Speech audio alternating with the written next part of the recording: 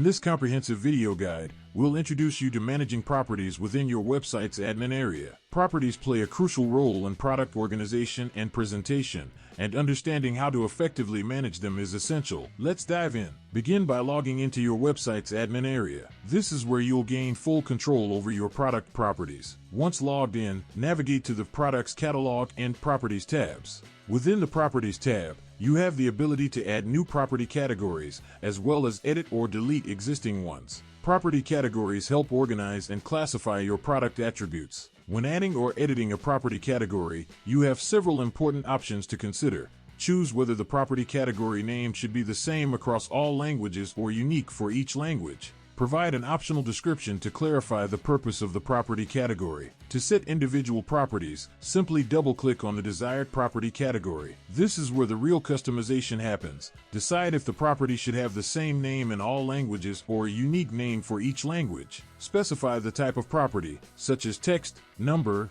interval, yes, no, or file. Determine whether it's a single choice or multiple choice property. Choose between single line or multiple line formats for the property. Use the filter by option to link the property to other properties for improved product organization. Define where and how the property should appear, such as on the product info page, in filters, in search results, or in product listings. Customize the display using checkboxes, radio buttons, or pull-down lists. You can also configure properties to appear in comparisons, product groups, as icons or swatches, as selectable ranges, or with extra values. To provide complete and accurate product information, you can further customize property details, set icons for properties to enhance visual representation, create alternative names for properties to accommodate different terminology, optimize property URLs with specific extensions, assign colors to properties for easy recognition, define units for properties, whether percentage or numeric value, include optional descriptions to provide additional context.